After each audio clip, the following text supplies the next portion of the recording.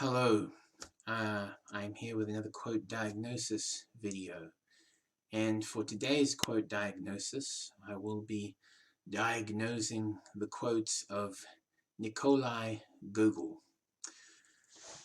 Who was Nikolai Gogol? Nikolai Vasilievich Gogol was a Russian dramatist of Ukrainian origin. Where was Nikolai Gogol raised? In the Ukrainian Cossack town of Sorochintsy in the Poltava Governorate of the Russian Empire. What were the thematic concentrations Nikolai Gogol focused on? 1. Impressionist vision. 2. Pathos and mockery. 3. Artful caricaturization. So let's get into the quotes. First quote. Always think of what is useful and not what is beautiful. Beauty will come of its own accord. So, I think what Gogol is saying here is that you should sort of think ahead,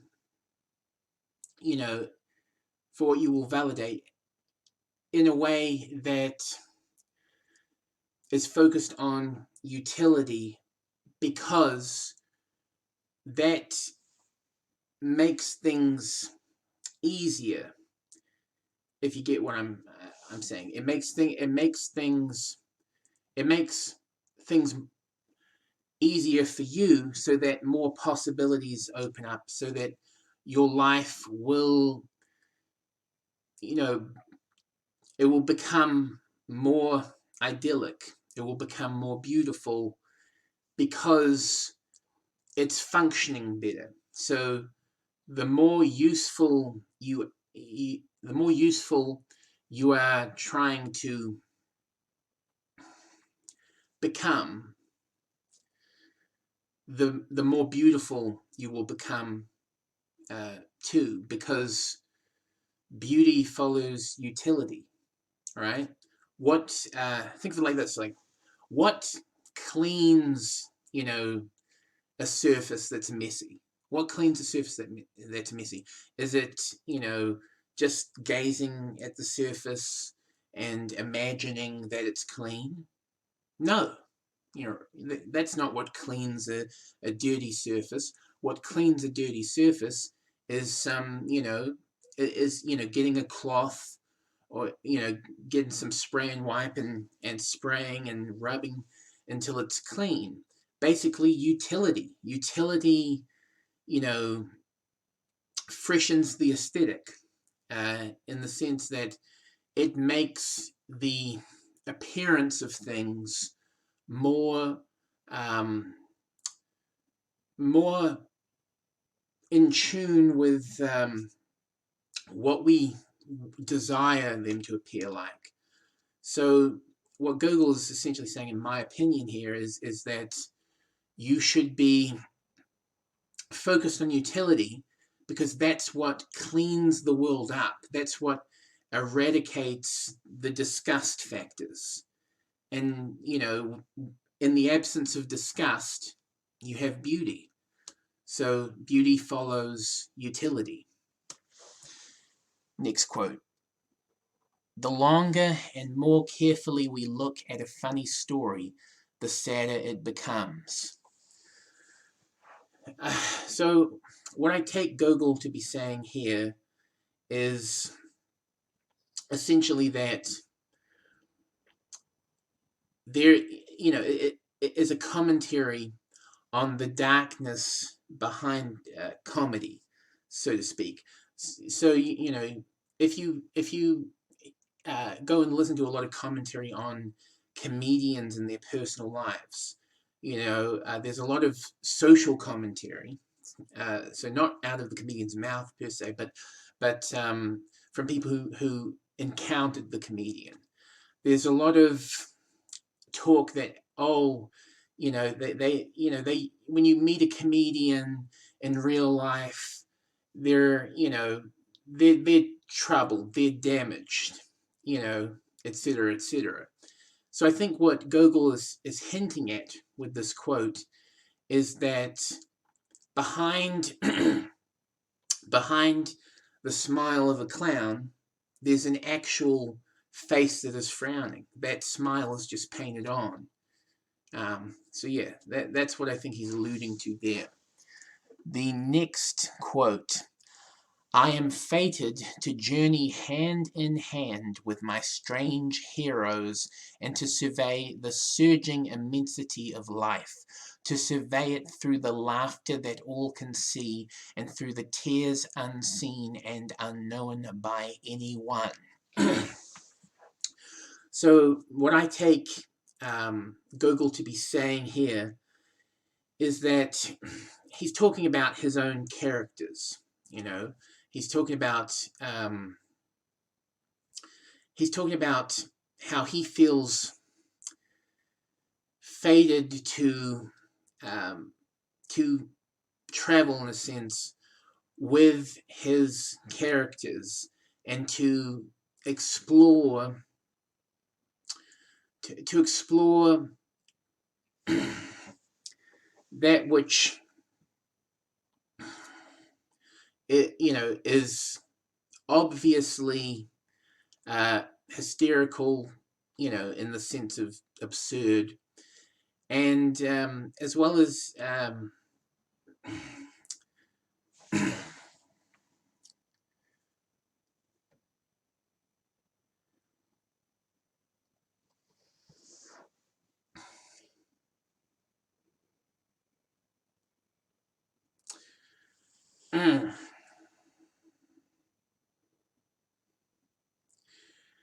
so Gogol's basically saying he's basically saying that he feels he perceives himself as being one with his creative endeavor, and that he has to survey the field, so to speak. By surveying the field, I mean seeing what is in front of him. So not really having any control of that which like a wall, trap to push forward, and create a thin space in a crypt, or a pyramid. He's basically saying he feels like he has to survey the inevitable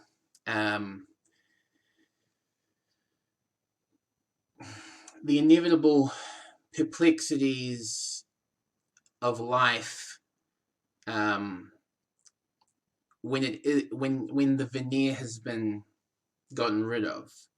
The sort of the laughter and the tears, the laughter that is obvious and the tears that he must identify with in sympathy.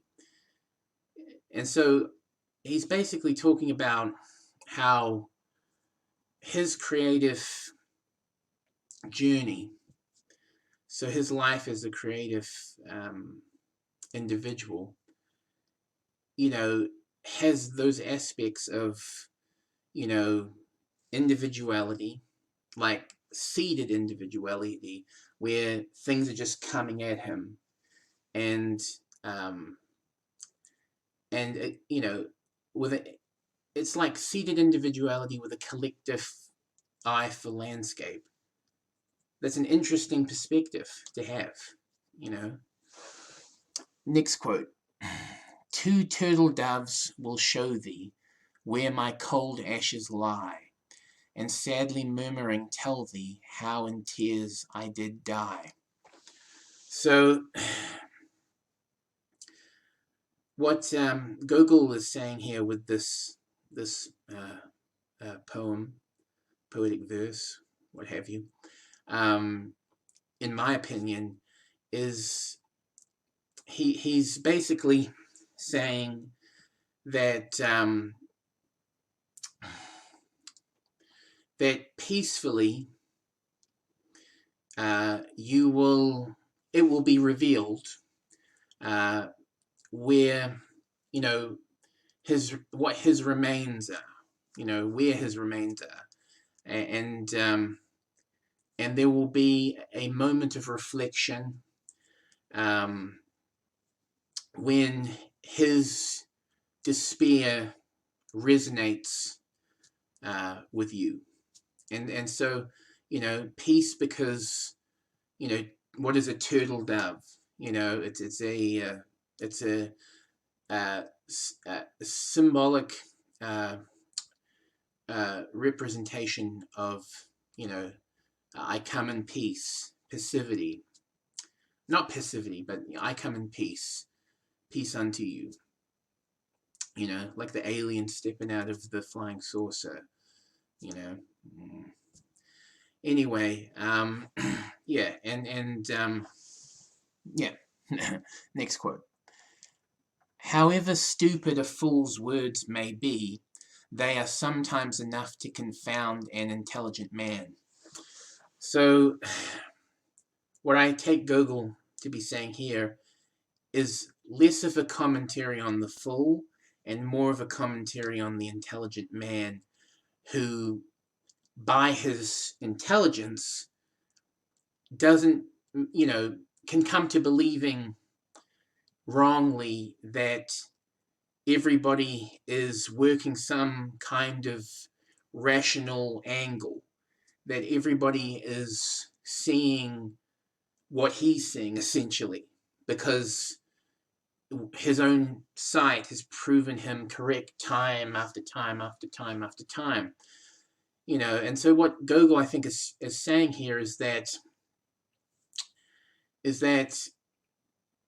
the reality is that there are a lot of people who are not sharing your you know, perception that's coming up with all the right answers, but in fact, you know, so in perception, you know, that is objective, there are people who are not even interested in you know, in being right, and so it can be confounding to somebody who is interested in being right, and you know, you would usually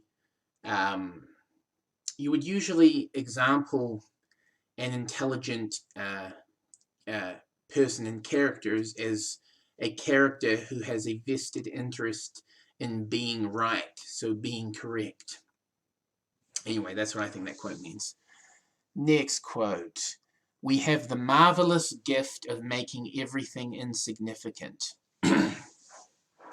So I think what Gogol is referring to here is how human beings, we all can sort of brush aside what can be interpreted, can be intuited as relevant. We all have the power to brush aside the relevant,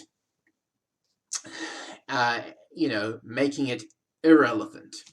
And so if you think about the word insignificant, it's got the word sign in it. And what is a sign?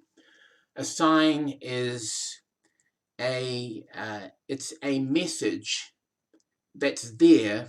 It's like a road sign, you know. It's a message of could be direction, it could be the name of something, but a sign is basically it's up there for all comers. It's there if you want to pay attention to it. And so to make things insignificant would be to, you know, not even look at a sign. You know, imagine doing that while you're driving. You're not looking at any of the signs. You would get lost, right? You'd get lost a good amount of the time, you know. And so what Gogol is saying, in my opinion here, is that people have a marvelous, gift. So it's quite unbelievable when all things are taken into consideration. People have this gift of making everything irrelevant and, losing themselves in their making everything irrelevant. Next quote. Perfect nonsense goes on in the world. Sometimes there is no plausibility at all. Yeah, so perfect nonsense goes on in the world. I think Gogol is saying here that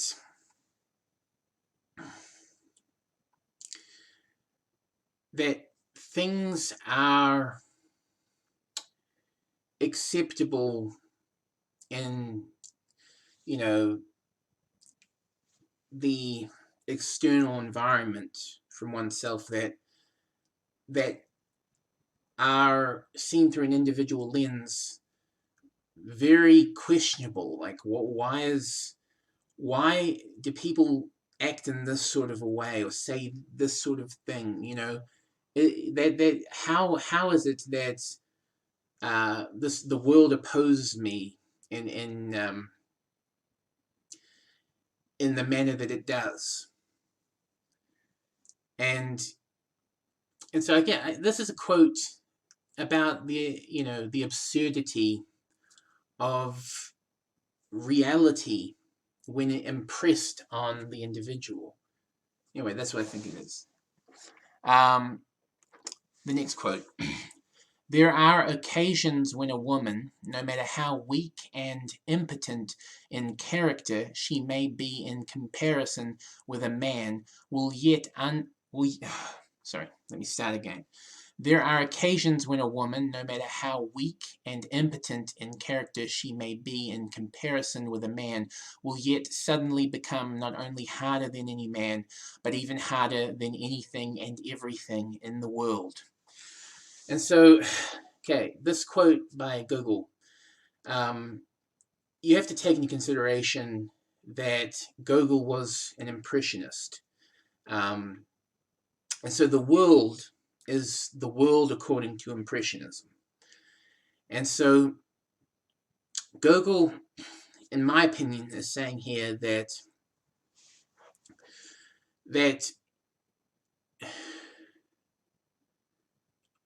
it's a commentary on woman, and he's saying that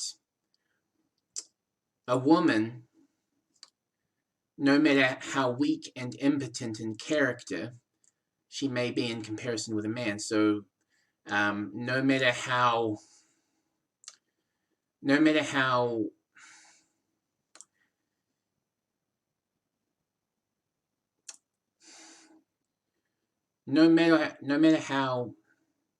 novice the idea self of a woman may represent itself, will yet suddenly become not only harder than any man, but even harder than anything and everything in the world. So the world of impressions. So I guess what he's saying here, my interpretation / intuition of it is that no matter how standard, the character, so the idea of a woman represents itself in commonplace, generalization heavy society, you will nevertheless find that a woman can suddenly transcend a woman can suddenly, I don't know if transcend is the right word, but a woman can suddenly, with her personality alone, eclipse all men in the mind of impression that Gogol sees the world with. So, in a sense, in a way, you could sort of read it like,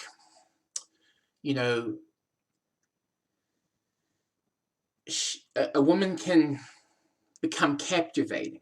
So if you think of the word captivating, the word captive, right? Keeping you captive. And if you think about if you are like Gogol and you are viewing the whole entire world through the lens of Impressionism, so you're individually seated and you're just impressing on everything. Well, given such a state, given such a condition to observe,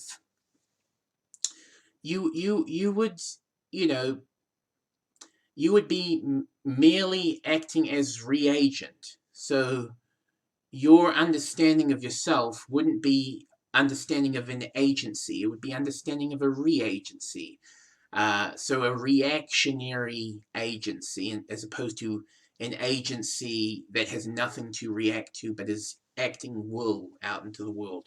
So Gogol, with his impressionistic lens, is judging from a place of reagency, and he's looking at woman. And so what are the impressionable qualities of any woman on a man? Well, it's the impressionable qualities are physiological. And so I guess what Gogol's aiming to say is that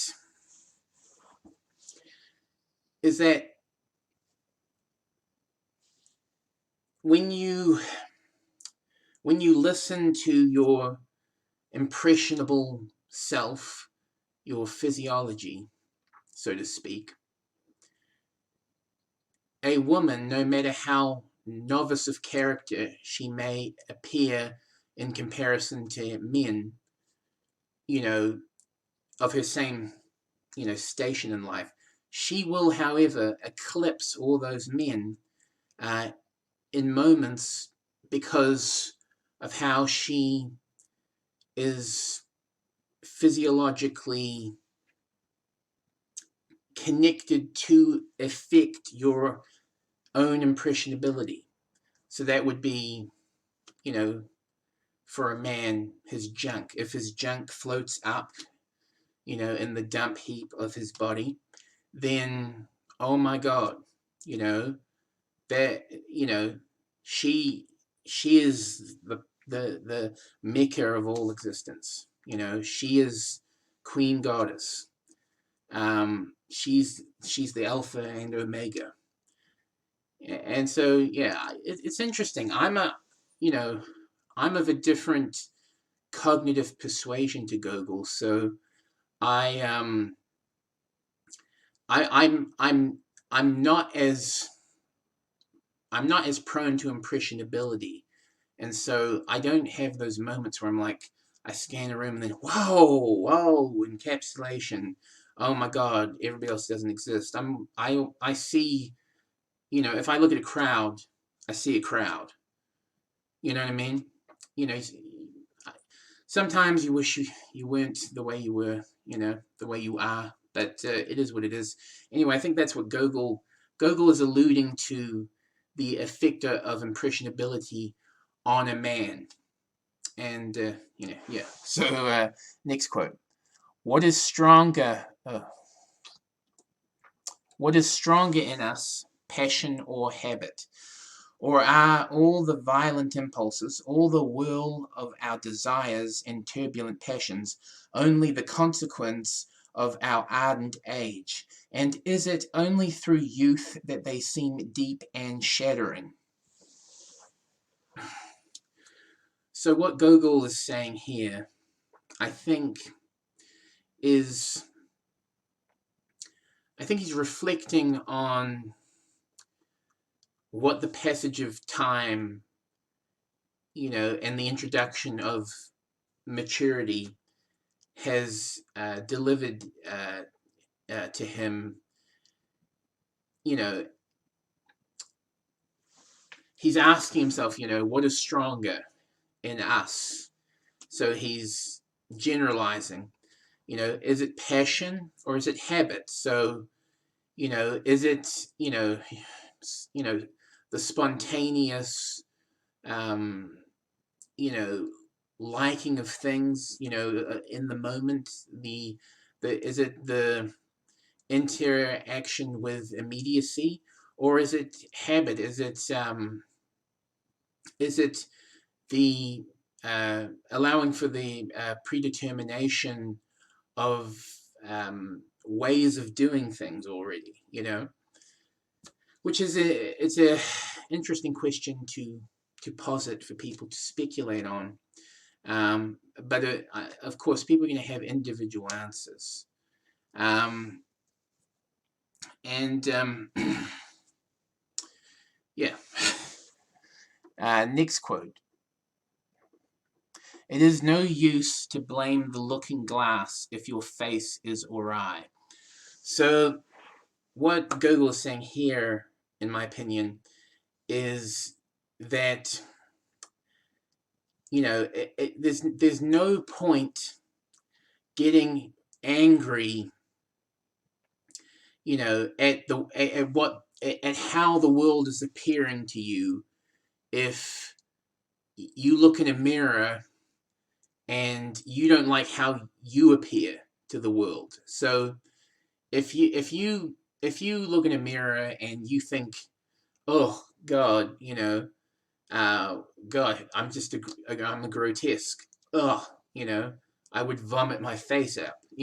If you look in a mirror and that's your reaction to yourself, in physics, then there's no point getting mad at anybody else who you know at anybody else out in the world, right? There's no point in getting mad and judging anybody else's looks, because you know you it would never be a possibility anyway, because you look in a mirror and you want to gag. So why would you get mad at somebody who's better looking, fits a stereotype of better looking, if you know by looking in a mirror you're reproductively inviable? If you know what I'm saying. Anyway, that's one takeaway from that quote. The next quote. Countless as the sands of the sea are human passions. So, by this quote, I think you should. I think we should look at the word passions. Now, passions refers to likes. It refers to liking something as opposed to wanting something.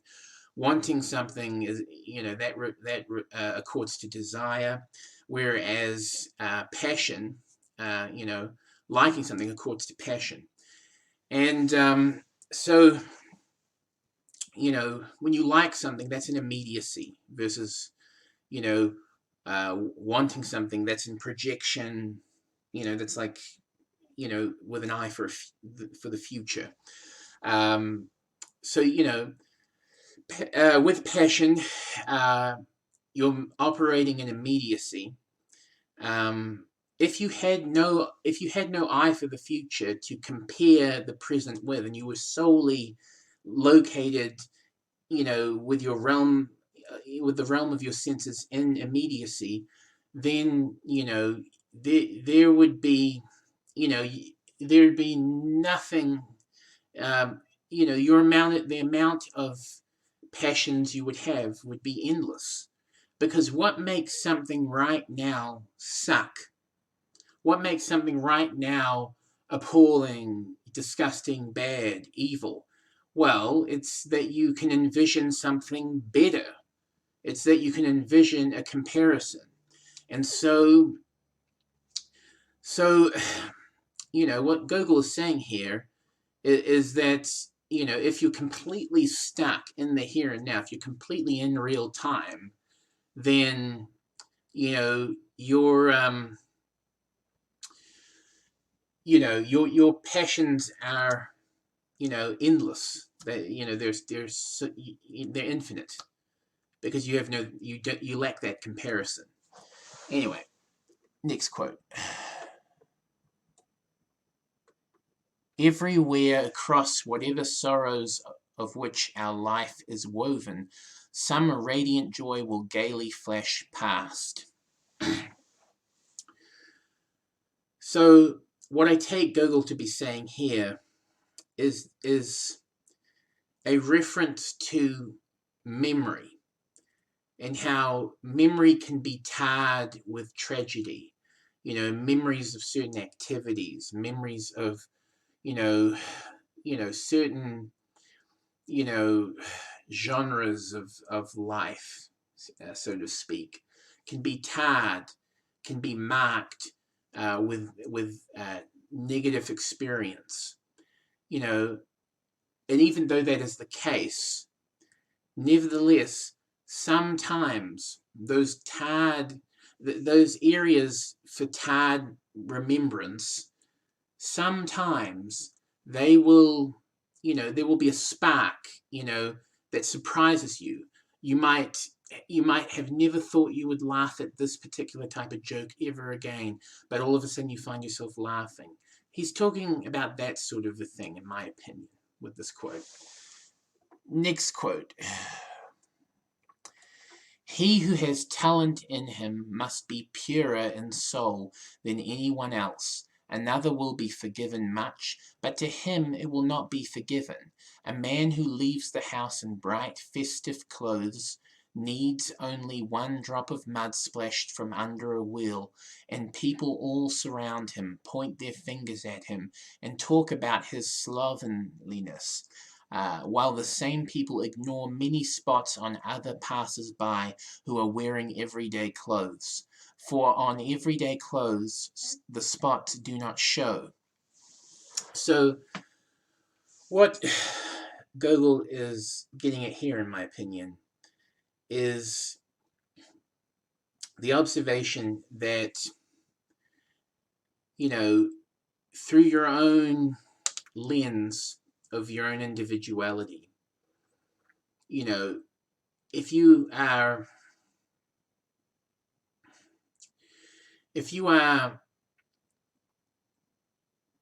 a talent for embodying who it is you know yourself to be, because so many people wear a facade, that they wear a mask and all that. So if you have the talent to actually be yourself, then the way the world treats you, the effect of impressionability will be far more worse to you than it would be to someone wearing a mask, because someone wearing a mask can always say, well, I was just wearing a mask, that wasn't really me, so that judgment I got when I went to that society gathering didn't really matter, because that wasn't me. But somebody who's being themselves, somebody who has the integrity to, go down their lane, the impressionability from that point of view is hard. It's worse because, as Gogol alludes to, if you are dressed all bright, in festive clothes, then, one spot that's going to blemish your soul, so to speak. Whereas someone with a mask on doesn't have to worry about that, because that's not their actual clothes, Anyway, next quote. But nothing is lasting in this world. Even joy begins to fade after only 1 minute. 2 minutes later, and it is weaker still, until finally it is swallowed up in our everyday, prosaic state of mind, just as a ripple made by a pebble gradually merges with the smooth surface of the water. So, with this quote, Gogol, in my opinion, is saying that things are fleeting, that you're going to be swallowed up by the ocean, in other words, that sort of sentiment. You're basically, existence is grinding you, and something to be aware of, that you certainly can see it that way, that existence is grinding you to a nub, that you are being chipped away at, that you're becoming more bare bones over time. It's an interesting sentiment. Okay, next quote. I saw that I'd get nowhere on the straight path, and that to go crookedly was straighter. So I think what Gogol is commenting on here is that there's straight uh, in terms, sorry, not in terms, but there's straight as defined by aesthetics, and then there's straight as defined by idea, and so you may have the idea of leading a straight life, leading a sober life, but sometimes the aesthetics, so appearances, don't afford you the ability to live that straight, sober life, in a aligning manner. And so what ends up happening is, this, like, you could say the straight sober thing to do is, to get a good job that elevates your status in society, and that by that elevation you can start a family when you're young, and then it can be, splendor and bliss with a white picket fence. So that is, a straight, sober dictum. That is a straight, sober idea. But sometimes aesthetics don't allow for that. Don't allow for the end goal of that. So think of it like this, okay?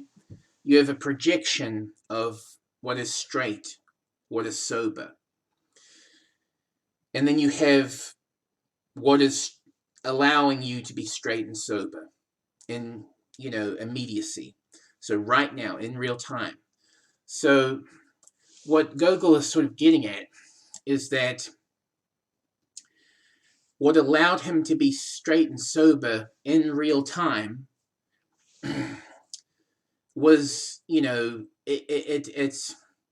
gifted this crooked picture across time, or vice versa. Basically, the straight, walking the straight and narrow. Walking the straight and narrow means two different things, in idea versus in appearance. So, yeah. The next quote, and final quote. The current generation now sees everything clearly. It marvels at the errors, it laughs at the folly of its ancestors, not seeing that this chronicle is all overscored by divine fire, that every letter of it cries out, that from everywhere the piercing finger is pointed at it, at this current generation. But the current generation laughs and presumptuously, proudly begins a series of new eras at which their descendants will also laugh afterwards. Yeah. It makes me think about like the music industry. This quote because the Rat Pack actually made fun of the Beatles when they first became prevalent, right? Prevalent, relevant, whatever. The Rat Pack, so Dean Martin, Sammy Davis Jr., Frank Sinatra, etc. I forget the other one's name right now. But they made fun of George, Ringo, Paul, and John. And just like, when Justin Bieber became a big sensation, prior artists made fun of Justin Bieber, like, who's this kid singing "Baby, Baby, Baby"? And now, don't get me wrong, I do not like Justin Bieber's music, but the point is that what Gogol is getting at is that there's a disconnect with generations, but it's like sort of the same. It's